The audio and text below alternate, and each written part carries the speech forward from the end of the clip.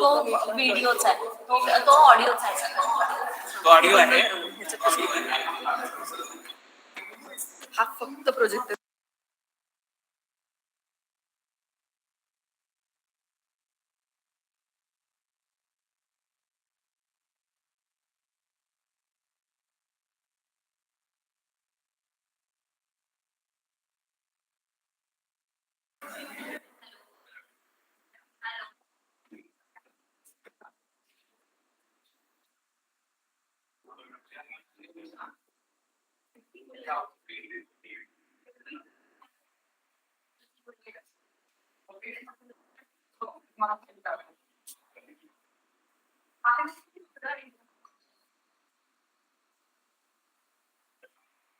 Check check.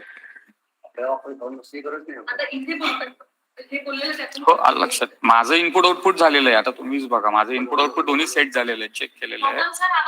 Check check. Hello test 1 2 check. Test check check check 1 2 check check check check.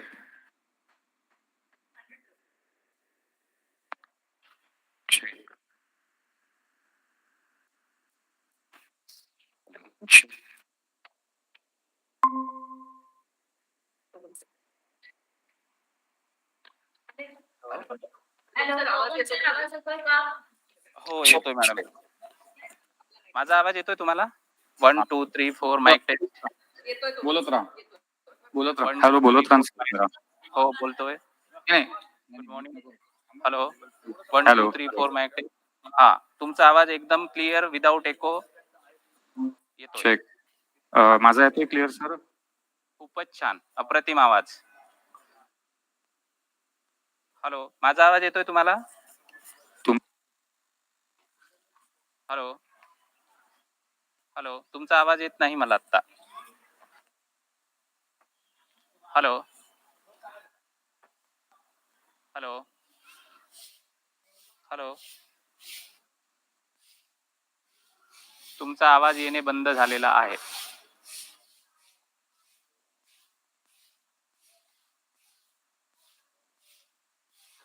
Hello hello. हा आत्ता येतोय तुमचा आवाज. वर्षा ma'am तुमचा आवाज क्लिअर आला. हा आवाज येतोय? हो हो येतोय अगदी क्लिअर. एको नाही येत आहे. हा एको नाही येत आहे. तोगम सर याच्यावरून बोललेला आवाज येतो तुम्हाला? हो येतोय मॅम. स्वाती मॅम तुमचा आवाज खूप छान येतोय, विदाउट एको येतोय. तुमचा या या हा. आणि तुम्ही तो पोडियम वरून बोलताय मॅम आता? स्वाती मॅम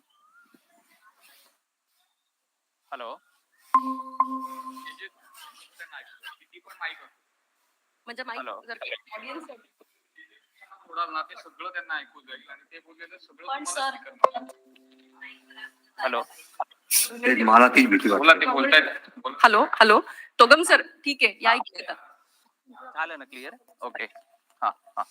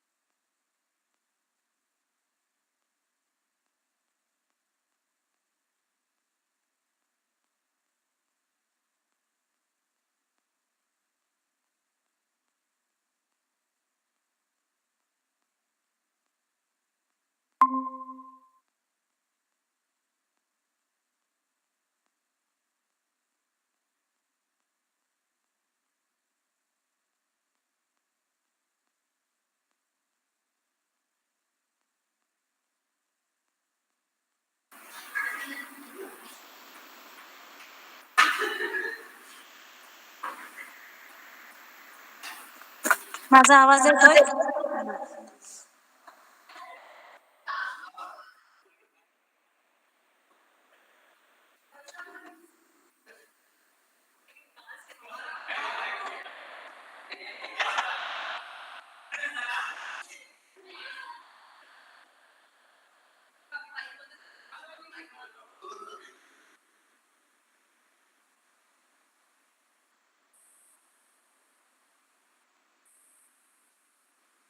वर्षा मॅम लोअर पिच मध्ये बोला, काळी चार मध्ये नको.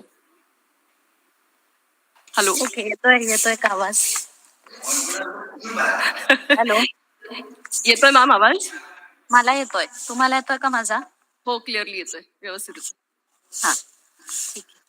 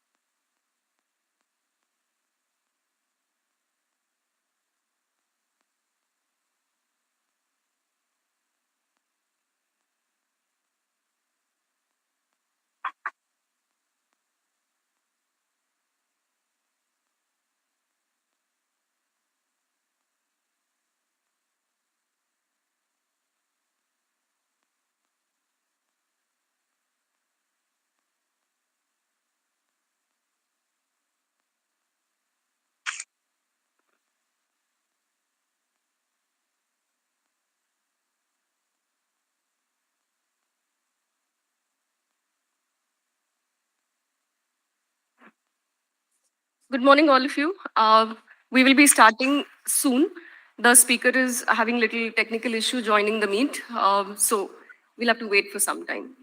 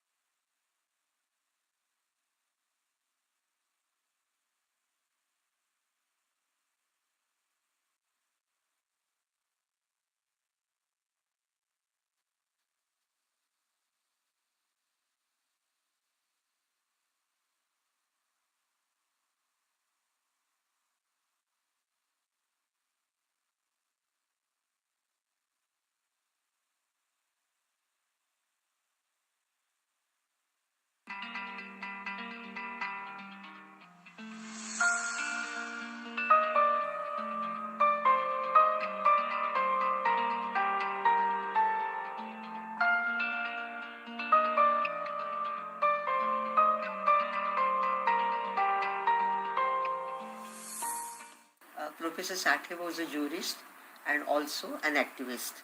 He always fought for social causes.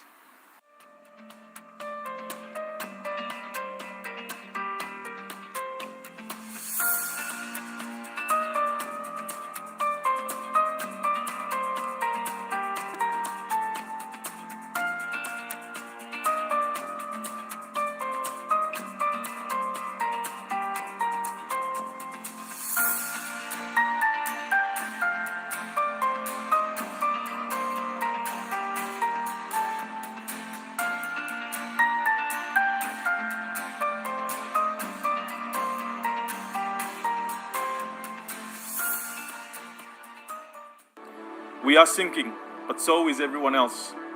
And no matter if we feel the impacts today, like in Tuvalu, or in 100 years, we will all still feel the dire effects of this global crisis one day. We cannot wait for speeches when the sea is rising around us all the time. Climate mobility must come to the forefront. We must take bold, alternative action today to secure tomorrow.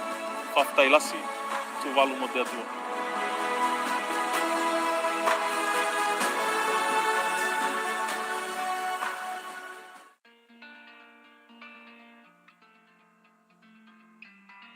We have not inherited this earth from our ancestors. We have borrowed it from our future generations. Are we responsible enough to pass them a safe future? Climate change is all around. It's happening now and it's real. Climate change mitigation can't happen in isolation. Discussion, deliberation, and public participation is essential. And the legal fraternity cannot stay behind. It's time. We need you. We need you. We need you. We need you. We need you. We need you. We need you. We need you. We need you. For laying down a foundation. Of a climate-friendly legal regime. Though climate justice and climate change is a very topical area, yet international law is not catching it up and it has to be revamped and revisited.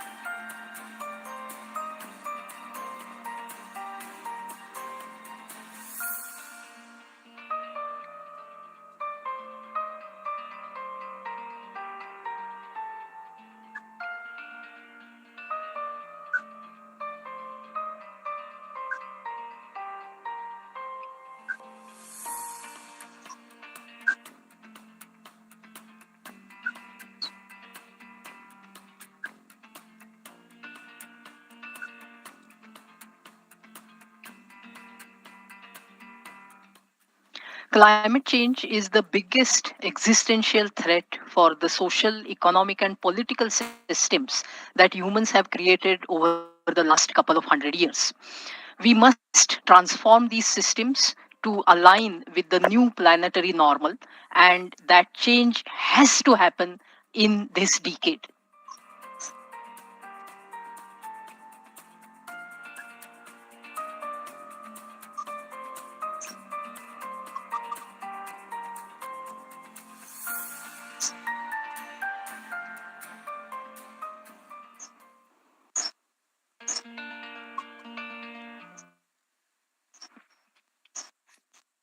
Wish you all a very good morning and welcome to this 16th SP Sathe conference. Friends, due to some technical issue, our keynote address speaker today, she will be joining a little late, but we will continue with our inaugural session. After the session gets over, we'll take a break and then subsequently she'll be joining for our session. So may I request Dr. Sanjay Jain to kindly come on the dais. Also, I request Dr. Jaibhai and Dr. Paturkar to come and grace the dais.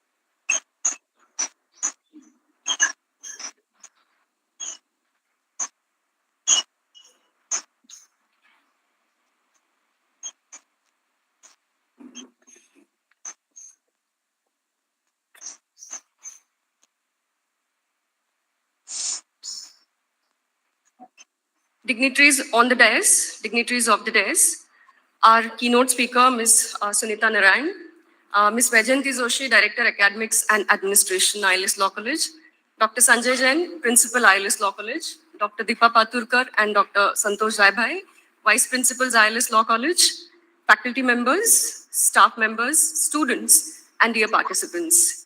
A very warm welcome to this inaugural session of this flagship event, Remembering SP Sathe, 16th International Conference on Political-Legal Dimensions of Climate Change, Past, Present, and Future. Friends, the 16th edition of SP Sathe Conference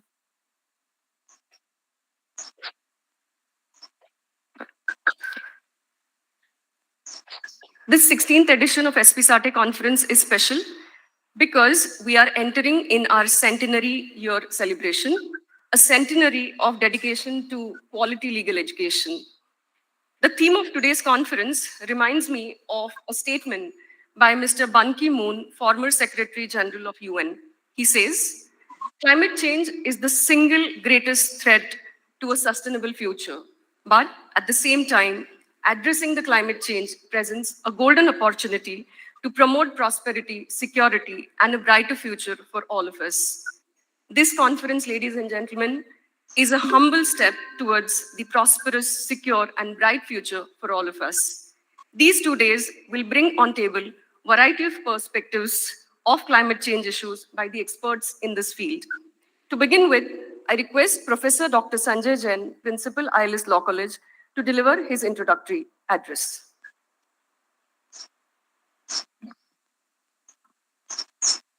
Respected Director Academic and Administration, Joshi Madam, who is also the Honorary Secretary of Indian Law Society, the distinguished members of Governing Council of Indian Law Society and the members of General Body, the heads of the sister concerns of Indian Law Society,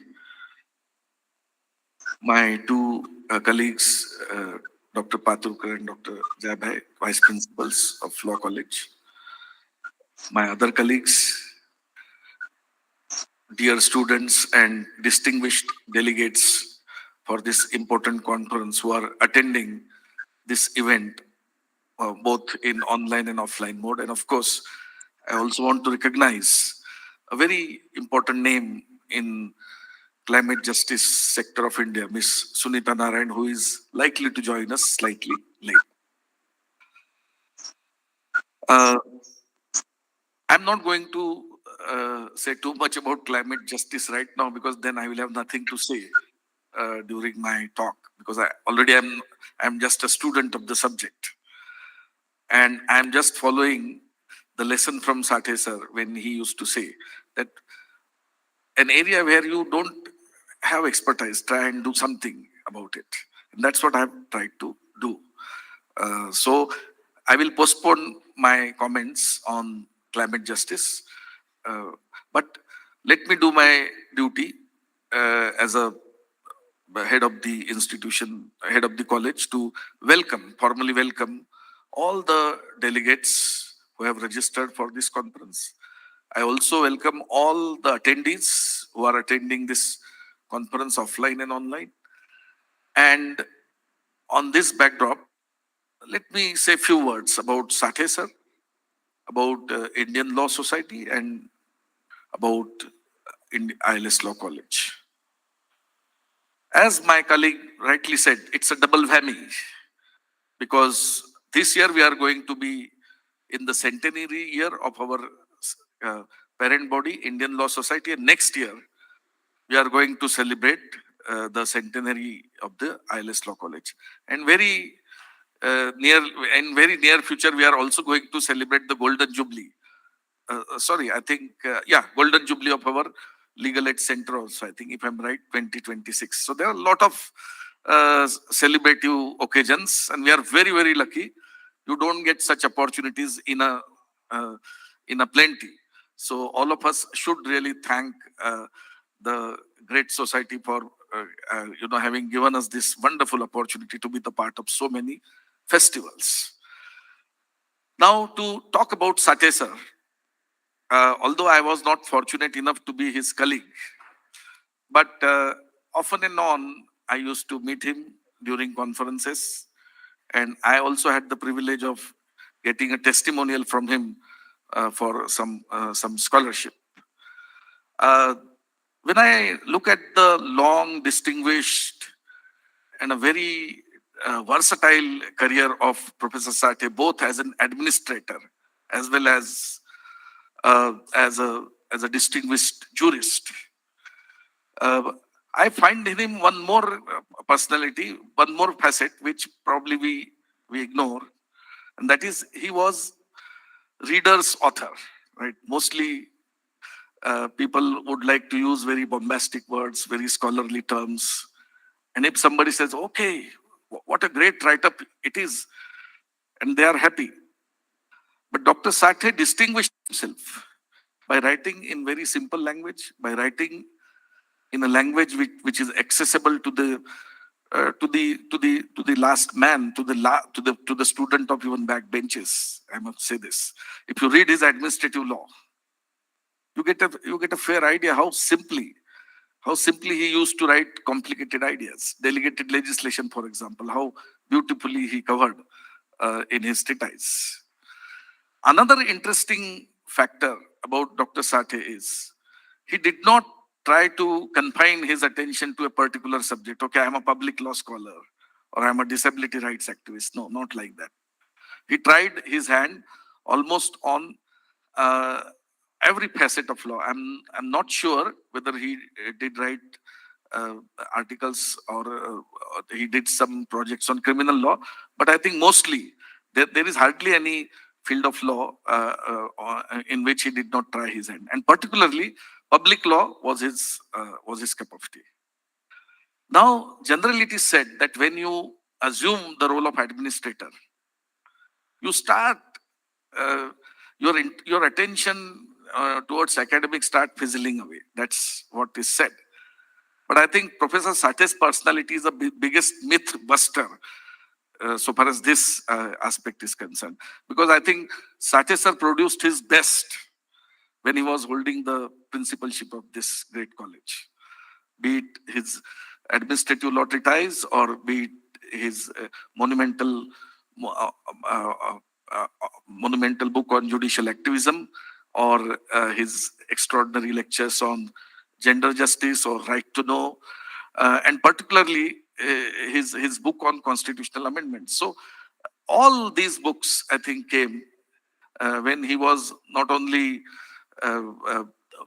teaching, but he was also occupying the position of the principal of the college. Therefore, Sathe sir's example is an eye-opener for all those who try to give excuse that, okay, because of administration, sometimes it is not possible to, focus on academics. So I salute Sathe sir to keep an example by walk the talk. And I hope that all of us would try and do our level best to follow his footsteps. When I look at personality of Professor Sathe, and if I were to single out certain strands, so I find that number one, he was very much interested to promote a socially relevant legal education. He never wanted to just produce corporates. His aim was to create social engineers, and I think he contributed a lot in his endeavor. Secondly, Professor Sathe repeatedly reminded all those scholars who tried to write in inaccessible language, I think including Professor Upendra Bakshi, in his foreword to his human rights book, Sathe advised Bakshi sir to write in a simple language, and Bakshi sir also recognized the same in his second edition. I think he revised some of the difficult words. Thirdly, Sathe sir was one of the best human beings. And I think this is another standout quality, because once you achieve position, you tend to isolate yourself, you tend to, uh, single out yourself of something very great. But Sathe sir was always approachable. And I think the fourth point, till his untimely demise, he continued his academic pursuit. And this is exemplified by his treatise of administrative law, which ran in, I think, around 6 editions, if I'm right. So, again, I very sincerely pay my highest tributes to Sathe sir, and I hope that all of us, myself included, we will continue to draw motivation from his extraordinary work and personality and try and contribute to our level best to the growth and development of this great institution. Friends, this is about Sathe sir. Then let me very briefly shed light on Indian Law Society. Indian Law Society was constituted 100 years ago by some jurists who were also philanthropers, with a singular aim to promote legal education, and probably the flip side of the same was also that they wanted to ignite the lamp of freedom. They wanted to ensure that rule of law be promoted. And with this aim, the society was first constituted, and then they also quickly established the law college. Now, ILS Law College is now 99 years old. Next year it will be 100. Again, one of the most coveted law schools, although we are a law college, but people unmistakably call us as a law school. And if you have noticed the rush during admissions, you realize that even the paranoia of pandemic did not deter the students and the parents from thronging the premises of this wonderful institution. Law College is entering in its 100 years. Recently, I must also emphasize that recently we had an addition, a physical addition to the premises of Law College by way of a plot of land. I think where we are going to have the extension of the ILS, which goes to show the continuous organic growth of the institution. Now, to very briefly tell you about the college. Our college has more than 1,800 students, 1,600 students in law, and 200 odd students in LLM and other diploma courses. Plus, we also have a PhD research center where around 20 students have registered, and we have produced, I think, around 4 or 5 PhDs already from this center.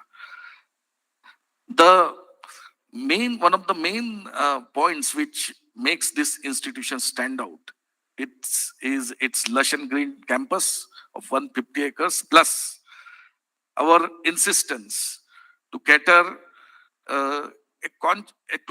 cater the drive up towards what we call towards conscious legal education. So we don't bog down at merely doing the syllabi prescribed by the university, but we try and provide a number of diploma courses, a number of avenues which are not covered by the syllabi, so that when the students pass out from the college, in real sense, he would be excelling in the contemporary domains of law, like intellectual property rights, like arbitration, etc. So our aim is to ensure that uh, every student of this college is able to address every possible legal problem, and we try and do our bit to achieve this endeavor. So far as this event is concerned, remembering Professor S.P. Sathe event is concerned, this is the 16th edition, as has been emphasized by my colleague. And I think it is a matter of pride for any faculty doing this event. I also happen to do one or two events, and I think I would like to congratulate Dr. Nilak, Vindhya,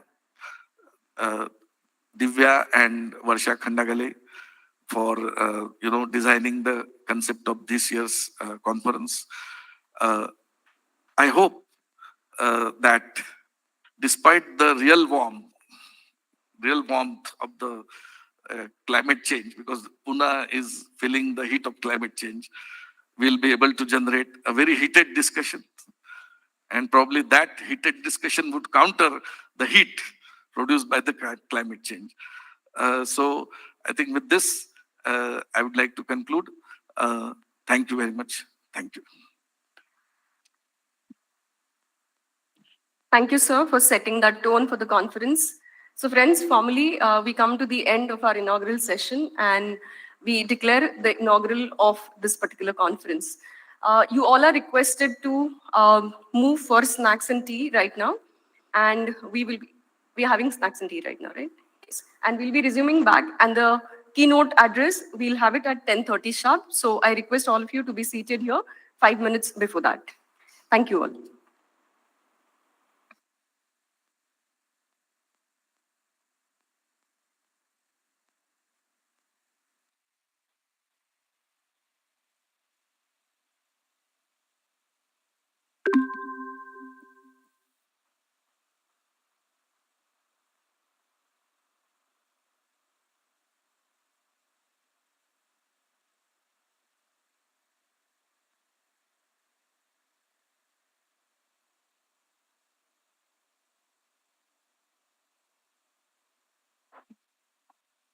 Excuse me, everyone. I would like to request everyone to wait for about 5 to 10 minutes. The breakfast will be outside hall number 9. Thank you. Hall number 9. If you all could just wait for 5 to 10 minutes. Thank you.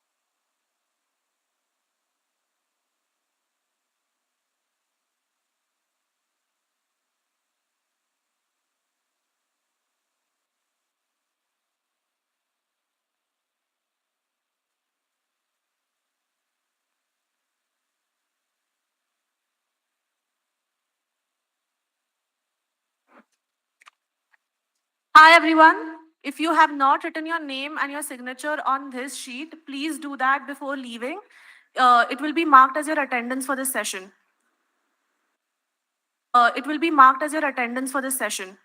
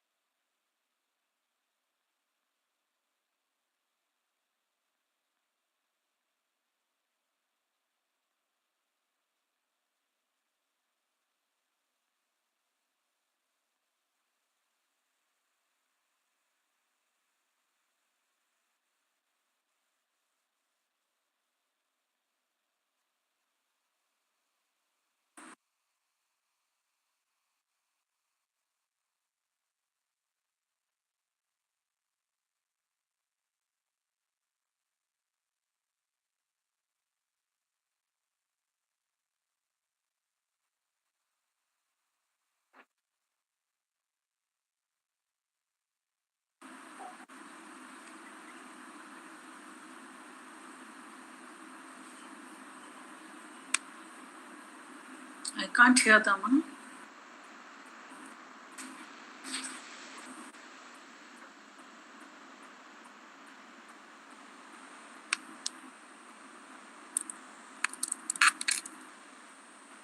Yesterday there were 14 people. Can you imagine?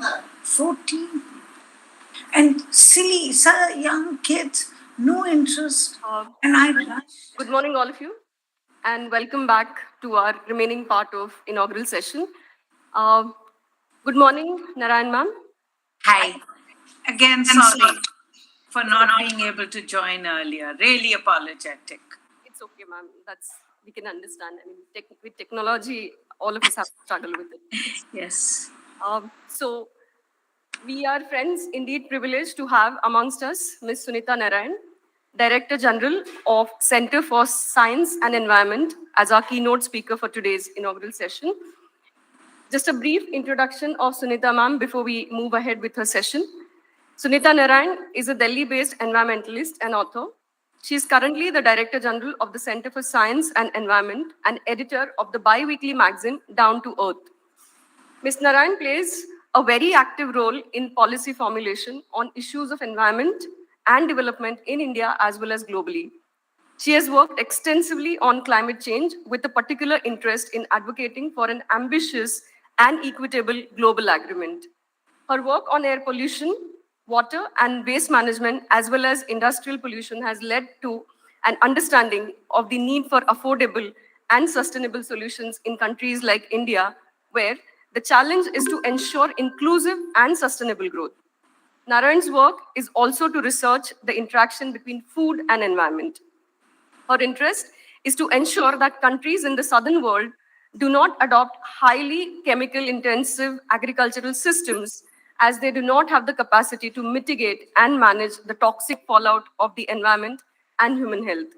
One of her key efforts most recently has been to combine her knowledge, experience, and know-how to demonstrate benefits of organic food and its impact on health and climate through the town hall meetings. She was a member of Indian Prime Minister's Council on Climate Change and has been awarded the Padma Shri, the fourth highest civilian honor, in 2005. The Center for Science and Environment was awarded Stockholm Water Prize in 2005 under her leadership. In 2016, Times Magazine listed her as one of the 100th most influential person in the world. She received the Order of the Polar Star Award from the Swedish government in 2017. Ms. Narain also received Edinburgh Medal 2020 conferred by the City of Edinburgh Council in the UK. Ms. Narain began her work with the Center for Science and Environment in 1982, working with the founder, Mr. Anil Agarwal, while completing her studies at University of Delhi.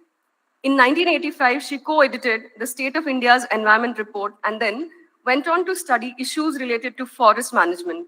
For this project, she traveled across the country to understand people's management of natural resources. In 1989, Ms. Narain and Mr. Agarwal wrote Towards Green Villages on the subject of local democracy and sustainable development. In her years at the center, Ms. Narain has studied the relationship between environment and development and worked to create public consciousness about the need for sustainable development. In 2012, she wrote the 7th State of India's Environment Reports, Excreta Matters, and Analysis of Urban India's Water Supply and Pollution. On lighter note, Ms. Narain also appeared alongside Leonardo DiCaprio in the documentary Before the Flood and talked about the impact of climate change on the monsoon in India and how it affects the farmers' communities. Ms. Narain's efforts in combating climate change are conjoined with evidence-based research in working with business and multi-stakeholders. She advocates the point that any action undertaken by the stakeholders has to be well thought through to avoid any potential fallouts that may negatively affect people and the planet.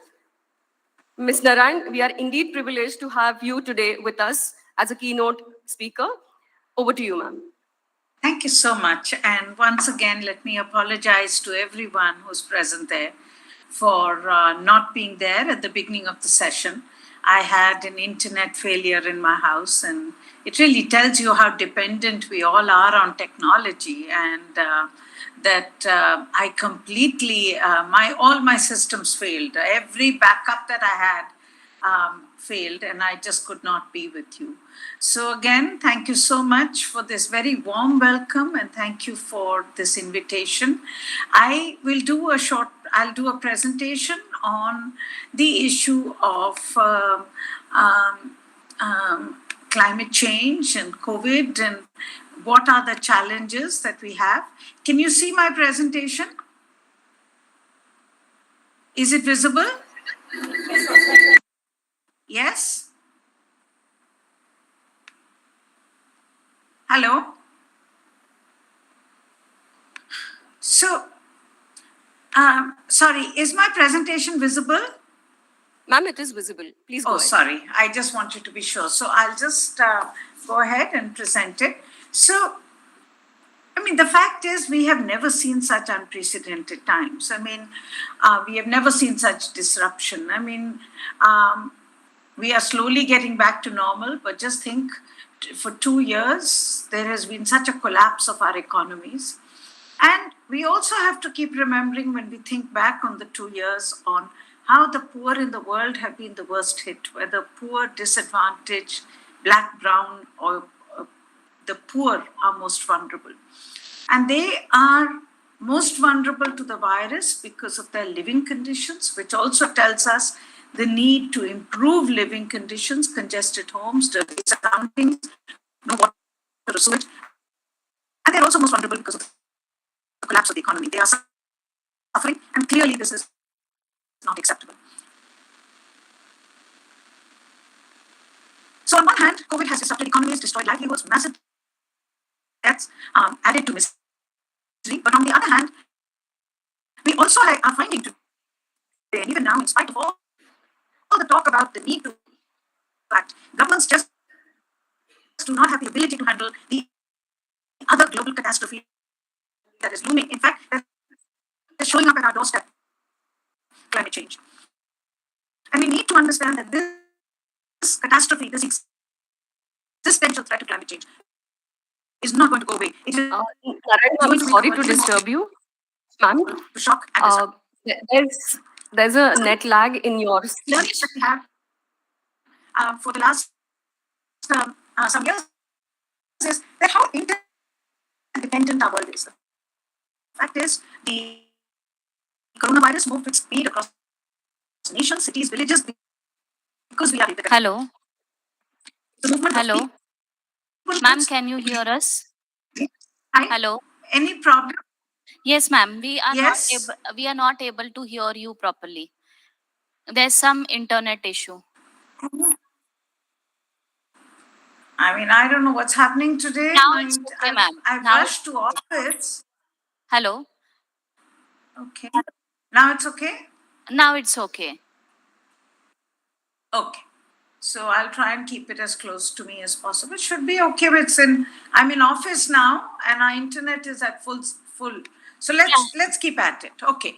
So the first thing I'm saying is that it's our world is interconnected. But what we have also learned is that we are as strong as our strongest link, or weak as our weakest link. If the virus remains in any region, any country, we know that the region will spread. It has also taught us that if the vaccine is not available to all, mutations will increase, we will remain vulnerable. I know we are all breathing a sigh of relief. We believe that the COVID is behind us, and I hope it is. Hello. But we also know that we still remain unsafe because Hello. large parts of the world are still not vaccinated. Ma'am. And we have a deadly race between Hello. the virus, the variant, and the vaccine. Hello. So this has been one of the biggest learnings that we have from. Hello. Ma'am, can you hear us? Again, is there a problem? Again, there's a problem. Okay, so what I'm going to do is I'm just going to stop presenting, and Yes, I'm going to ma'am. speak easier. I don't want to waste more time. You're stressed for time, so am I. There's some problem. Probably my laptop is giving a problem because I can't think of what else. So let me continue. So this is the same as climate change. If the poor continue to pollute, temperatures will rise. We know when it comes to climate change, we need to make space for the poor's right to development. And this is really the most inconvenient question when it comes to climate change, that we need to share the growth between nations, share the atmospheric commons. It's also the same with air pollution, something that I know that in my city of Delhi we grapple with hugely. And even in Pune, you have a problem. What climate change, COVID, and air pollution to teach us is that not only are they great equalizers, but that we need to be able to provide for all, to get sustainable growth for all. Because in the case of air pollution, if the poor do not get access to clean energy, they will use pollutant fuel to cook food. And this in turn will contaminate the air. The other big learning that we have from the COVID has been how dystopian is our relationship with nature. I mean, COVID happened because we are basically breaching the line between the wild and between humans. We are destroying our forests, we are destroying our wildlife so that new viruses emerge in our world. But it is not only that, it is also the way we are transforming nature through our industrial food systems and our methods of growing animals and food, livestock and food, which destroys biodiversities, makes breeds less resilient, and makes us more vulnerable to zoonotic diseases. And this is really where the challenge of climate change today needs to be understood. COVID has taught us about our vulnerability. It has taught us how fragile our economies are, where a small virus, not even a DNA, but an RNA could have brought us to a stop. We need to remember, when we remember about COVID, just how vulnerable we are with the next planetary catastrophe, which is staring us in the face. And this really is about, are we able to now rebuild our economies so that we can deal with climate change?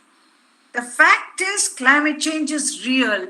If you look at the IPCC 2022 reports, the two reports that have come out in quick succession, the first thing that you understand from the reading of the report is how small the window for action is. Two, we know today that the climate change impacts are devastating.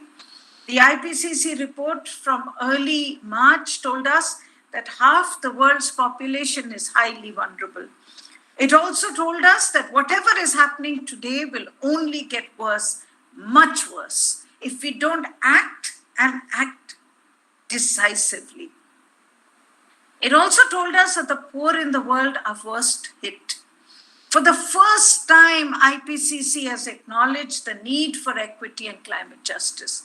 The fact is, the poor in the world have not contributed to the stock of greenhouse gases in the atmosphere. They are victims. And this is something that we must remember every time we talk about climate change and the need for action. And we need to remember this both because the needs of the poor need to be recognized, but also the fact that if we don't take this into account, it will lead to more insecurity. Climate change is related displacement is today growing. For the first time again, the IPCC report has recognized how people are being forced out of their villages, their homes, because of repeated extreme and variable weather impacts that are happening. Now, we know that displacement, migration, is one of the hottest issues in the world, and this will add to insecurity. The reason the issue of equity is so important is not because it's a moral issue, but because it is an imperative. The fact is, climate change is not about pollutants which we release today and they disappear tomorrow. It is about carbon dioxide and methane. These gases have very long residence time in the atmosphere, over 100 years when it comes to carbon dioxide, which means that the past matters. You cannot say that what you emitted in 1870 can be forgotten. It is in the atmosphere today, which means that the stock of greenhouse gases, which is forcing temperatures to rise, is because of the emissions of the past. Two, CO2 emissions are linked to economic growth as we know it today. It is not about sharing atmospheric space, but also growth. We know that. I mean, today with the war, the extremely inhuman, unjustifiable war that we are seeing between in the invasion of Ukraine by Russia, we know today that the fact is that the whole world, the rich world, Europe, is running around to find an alternate source of fossil fuel, which is natural gas. Natural gas is also a fossil fuel. UK is talking about restarting its exploration and its oil and gas drilling in the North Sea because the prices of energy have gone up. So we cannot be told that this is not about economic growth. It is about economic growth. And the worst is that the world has run out of the carbon budget, but millions in the world, including in India, need space to grow.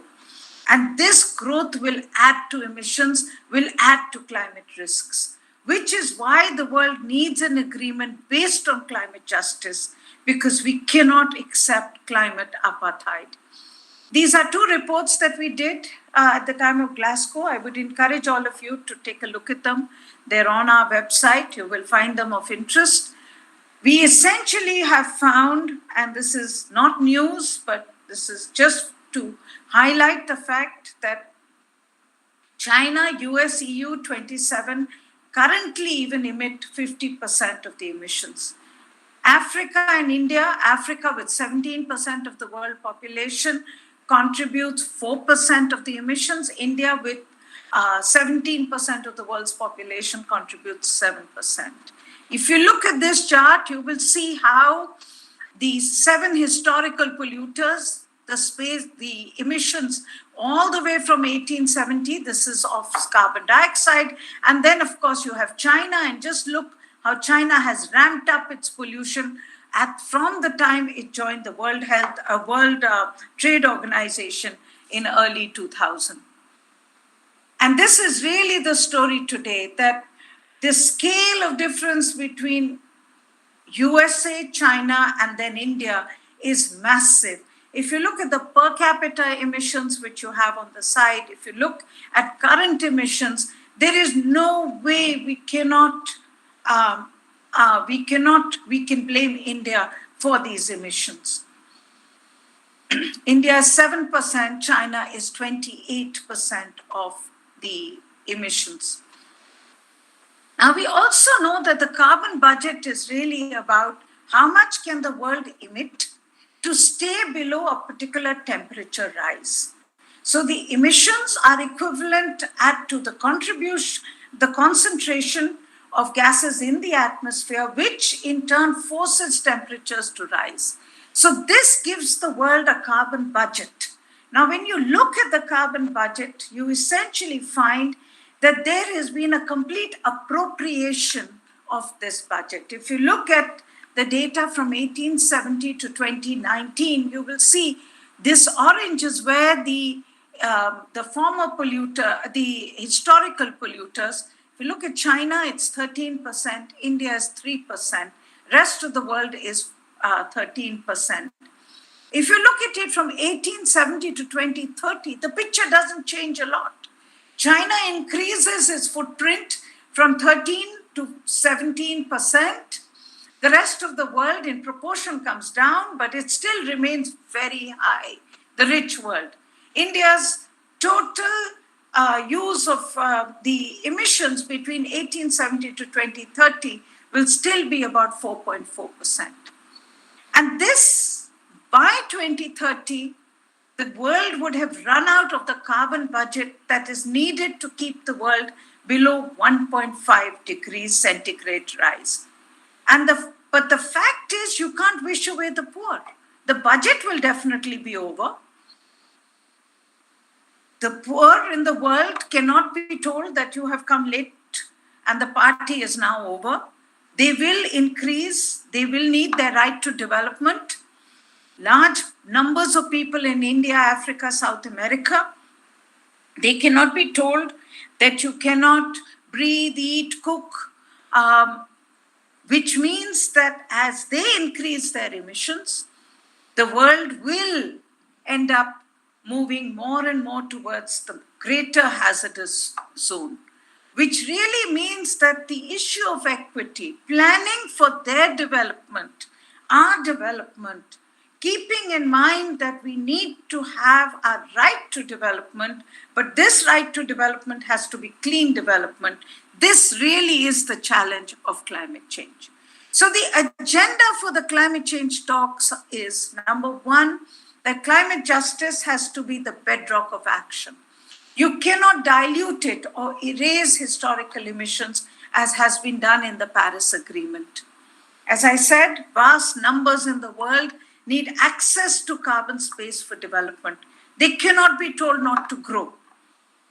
Two, China has to be in the spotlight. It has not given any CO2 reduction targets. It will take up 33% of the remaining carbon budget in this decade.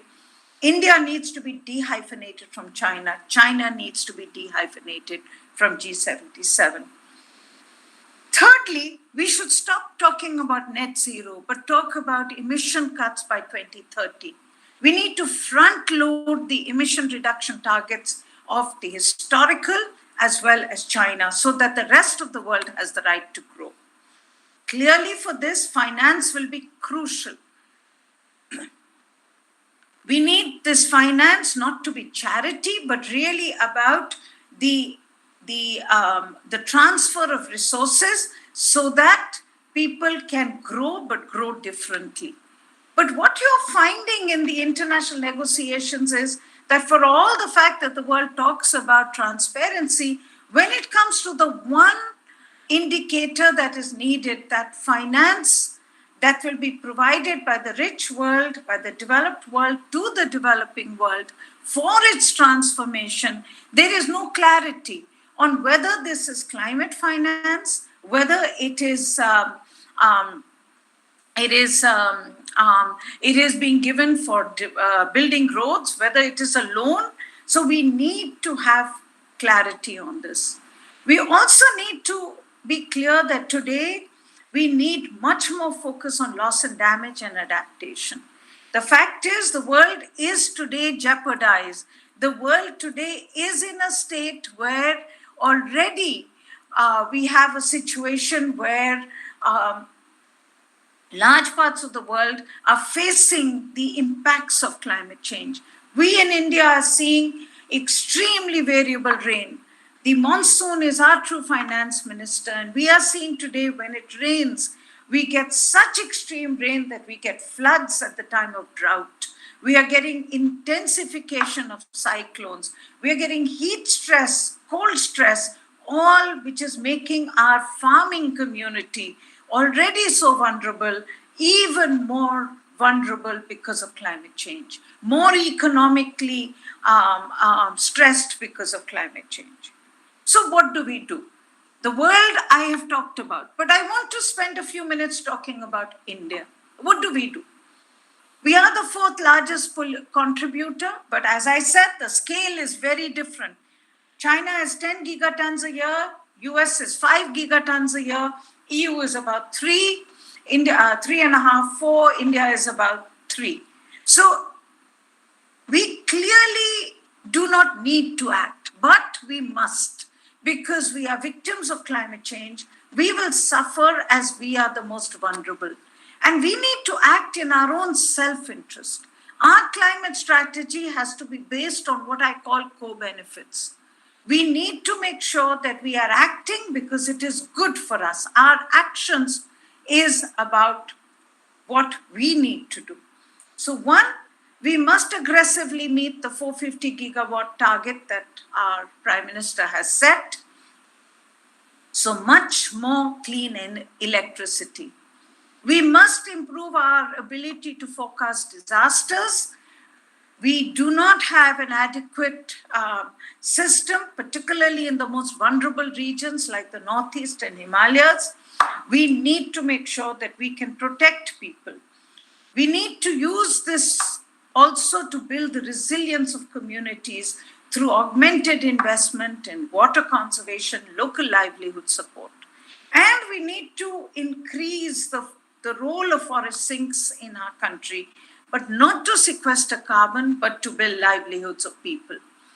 Now, in Glasgow, our government has put forward the following climate goals: that we will reach non-fossil energy capacity to 500 gigawatts. We will meet 50% of our electricity requirements from renewable energy by 2030. We will reduce the projected carbon emissions by 1 billion tons and reduce the carbon intensity of our economy. And of course, net zero by 2070. All this means that the government of India has accepted that we need to take a sectoral approach, and every sector of India needs to become low carbon.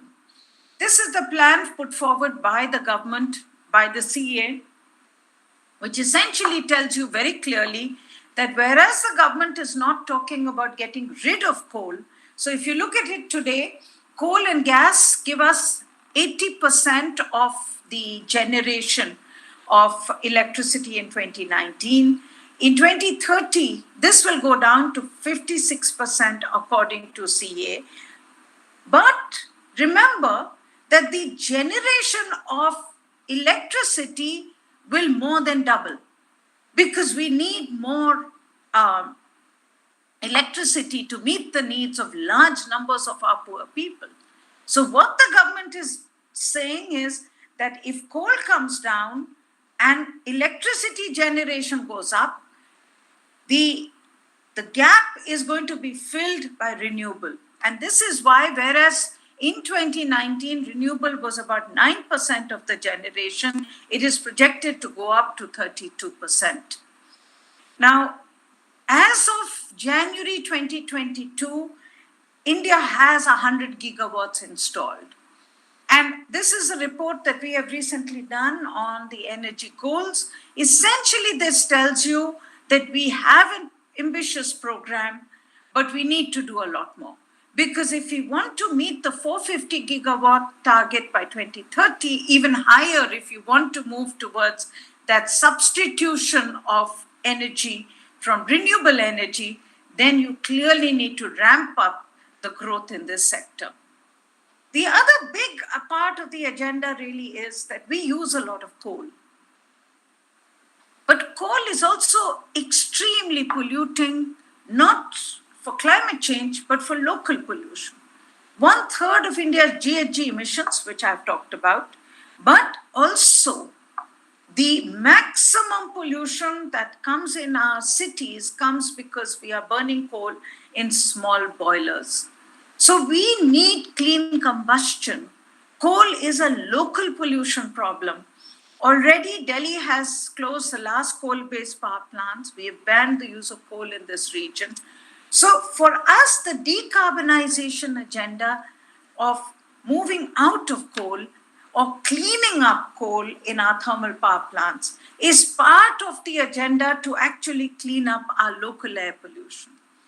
And this is because at some level, I spoke about this earlier, and I want to end with this, that climate change and air pollution are great equalizers. When it comes to water pollution, our rivers are dead, but we drink bottled water. But when it comes to air, the rich cannot buy their way out of the air pollution crisis. Air purifiers are not the answer. And the second part of it is we know that the airshed is one and it has no boundaries, which means that not only do we need to provide affordable energy to the poor so that they move out of dirty combustion, but that the rich must also not pollute the same airshed. So inclusive growth is critical for sustainability. And this really is not just about climate change, it's about COVID, about everything that we know today, that we need to find a way to make the world safe.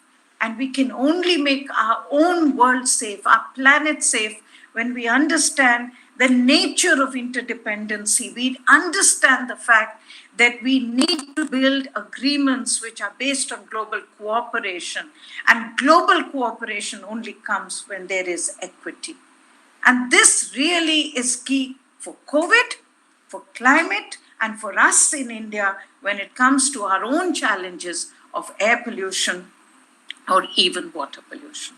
So this really is the crisis, but also the opportunity to get things right. The world is standing at a very dangerous time, but I believe that if we work together, we can find answers that work for all. Thank you very much.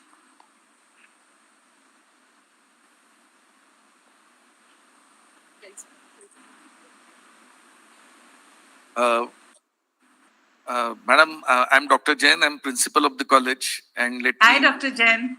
Thank you very much. It is a dream come true reality for me to hear you. I used to hear very heated discussion on television involving you and other experts.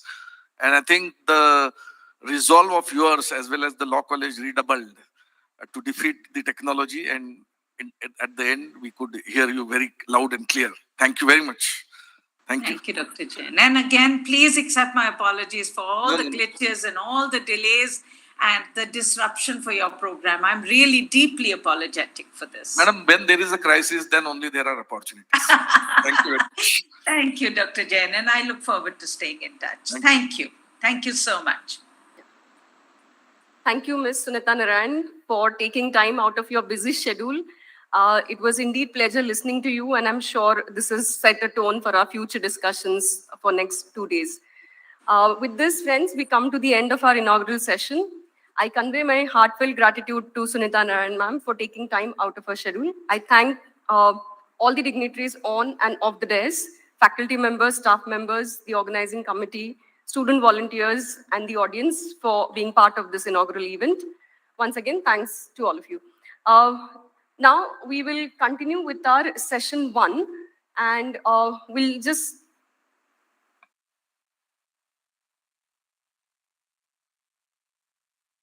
Okay, so there's a small break all of us are having.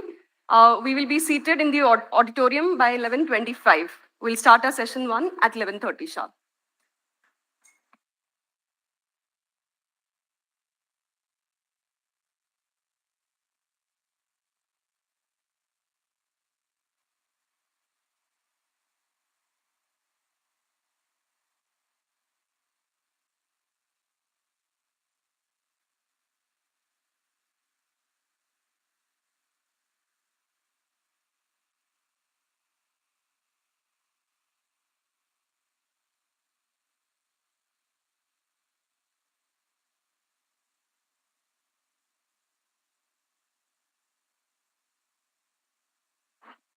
Hello everyone, please make sure that you have signed the attendance sheet because there were less number of signatures as compared to students.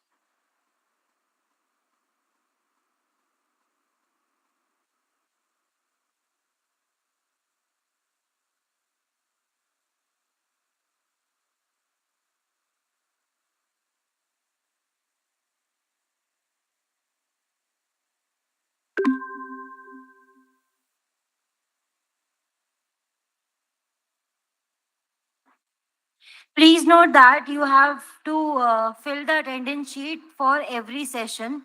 The attendance sheet right now that has been circulated is for the inaugural session. Do make sure that your signatures are present there.